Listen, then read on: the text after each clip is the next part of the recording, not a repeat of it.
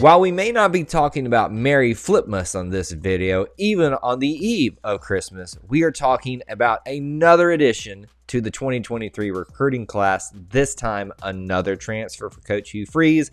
Let's talk about who that is and what it means for him and Auburn football. We always want to remind you to smash the like button if you enjoy this type of content, and be sure to drop a comment down below as you're watching or listening today. It will help enter you into that ongoing subscriber giveaway.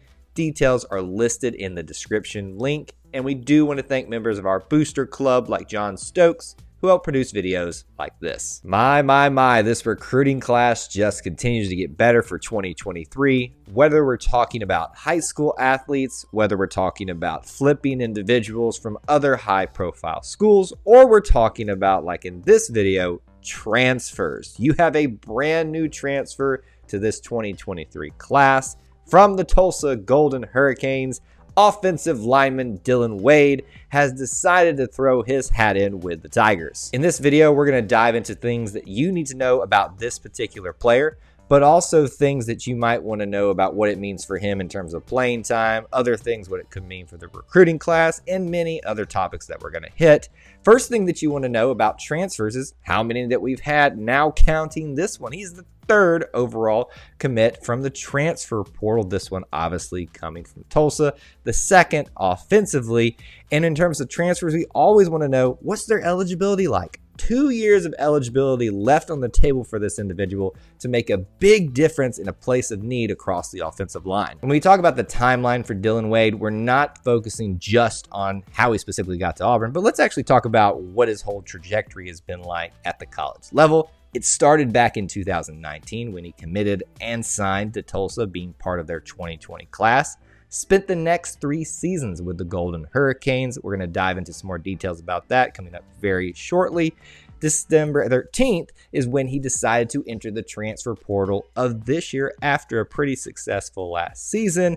And only 10 days later, after Auburn fighting off a lot of competition for his services, he obviously decided to sign with Auburn. Dillon Wade does come to us from Tulsa, but originally he's from Houston, Texas, more specifically Cy Falls High School. Now in high school, he came out as a low 3-star, but as a transfer, he's a 3 and in some places a 4-star offensive lineman prospect. And I love this story because it shows that sometimes we put way too much emphasis on stars and rankings, and just proves the fact that once you get there out in the field and get to be part of just the college process, you can show yourself being much higher than people previously thought you could be. Now, in terms of measurables, he's listed at about 6'4", 290 pounds approximately.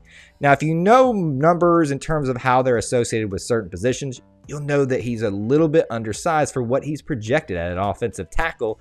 And more specifically at Tulsa, he was a left tackle. So it'll be interesting to see if that carries over to Auburn and he plays left tackle when he gets here. But I do love this story as well because, again, just like with stars and rankings, it goes to show you that these numbers that we assign to these kids really don't matter if they go out there and just prove us wrong once they get out on the field. Other cool storylines from his commitment to the Tigers is the fact that Auburn had to fight off not just schools from the Pac-12 and some very prominent ones, may I add you right now, looking at you, Deion Sanders, but the SEC, the Big 12 for his services, and he's one of the more highly, if not one of the highest ranked offensive tackle prospects in the transfer portal. But the other really cool thing is that he's joining Philip Montgomery, who was his offensive coordinator at Tulsa. You got to think that he probably helped in this process. Now, I'm not going to talk about stats for Dillon Wade, but I will mention his trajectory during his last 3 years at Tulsa. In his freshman year in 2020, he redshirted. Not uncommon, right? In 2021, 5 games that he played in roughly. And then in 2022, this is where he really became well known because he was a regular starter and now has the eyes of everybody, but most importantly, Auburn. Now that you know a little bit about the player, we want to talk about what this means not just for him, but for Auburn football. And we always start about talking about the current class that he's going to be a part of. He's the 22nd commit signee to, now that we've had early signing day overall. He's the 10th on offense, the 6th offensive lineman, and the 3rd offensive tackle to decide to be part of the 2023 class. In terms of his future for playing time, for high school athletes, we talk a lot about maybe them redshirting, but a guy with his level of experience, you really got to think he's coming in not just to play right away, but probably to start. And that's not just because of experience, but because of what we all know about the offensive line, because it's needed to refresh, and because everybody's gone, especially at the offensive tackle level. We really only have one person that I can think of at this moment that's really staying over that even saw some time.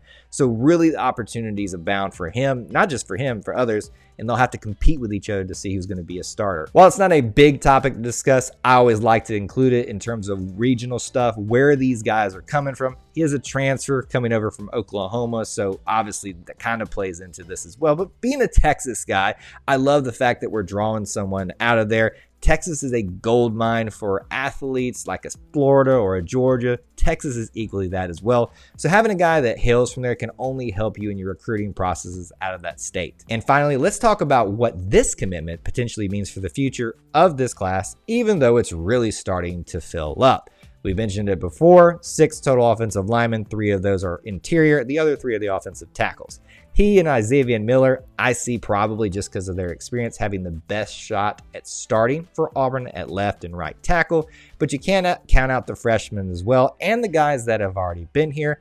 But what does it mean? Are others going to come in specifically at offensive tackle? My guess is probably, yeah, we're not going to say no to anybody that wants to come here at this point just because we need all the depth that we can get. So that's it. My thoughts on their brand new transfer and commit to the Auburn's 2023 class. Would love to know your thoughts about him down in the comments section below. Be sure to do that so you're entered into that ongoing subscriber giveaway. You got to be subscribed too as part of that, so make sure you handle that process too. And as always, check out links in the description where you can help support our content here at E2C Network, where we share the whole Auburn experience. War Eagle.